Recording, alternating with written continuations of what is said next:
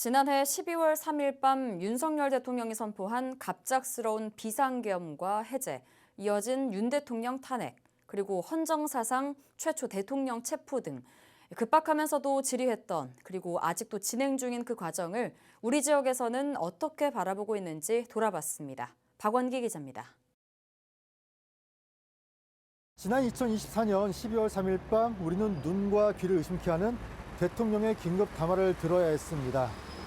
국회가 범죄자 집단에 소굴이 됐고 그들로 인해 국회 사법 행정 시스템이 마비가 됐었다는 내용이었는데 불가피하게 비상계엄을 선포할 수밖에 없었다고 밝혔었죠. 하지만 비상계엄은 오래가질 못했습니다.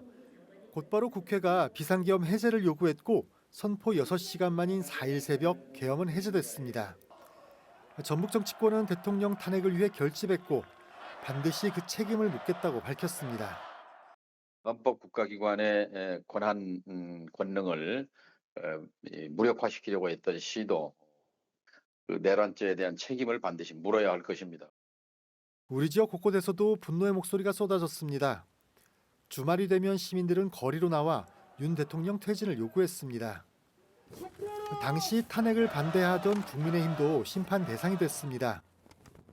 통합진보당을 내란 음모로 정당을 해산시켰는데 실제 계엄군을 동원해 내란을 실행하고 주동한 국민의힘은 당장 즉각 해산되어야 마땅하다. 그리고 12월 14일 비상계엄 선포 10하루 만에 윤 대통령 탄핵 소추안이 국회에서 가결됩니다. 이제는 대통령 파면 요구가 광장을 뒤덮습니다. 전북 도민 여러분, 매주 토요일 오후 4시 전주 객사 앞으로 모여주십시오. 내란 속에 윤석열의 즉각 파면과 체포, 구속을 함께 외쳐주십시오. 공수처는 윤 대통령 수사를 시작합니다. 그리고 출석을 요구하지만 받아들여지지 않았고 체포영장이 발부돼 집행이 됐지만 1차는 무의로 끝납니다.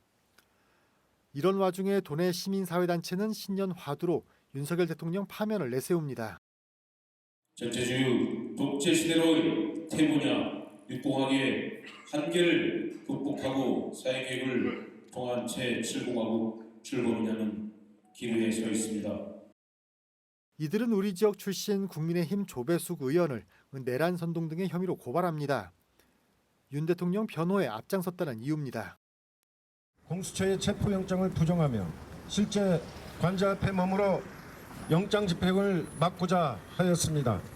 이는 내란을 옹호 선동하고 전북 국민의힘 안에서도 소신을 당당히 밝히는 목소리도 있었습니다.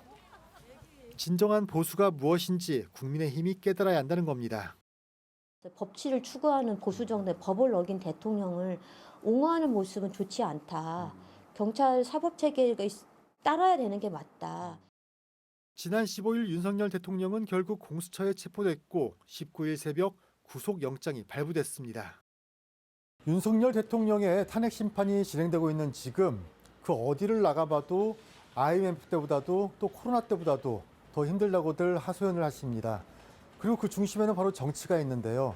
2025년 음력 설 명절 우리 도민들은 이 지리하고 답답한 이 불안 과정이 어서 빨리 해소되기를 기대합니다. BTV 뉴스 박원기입니다.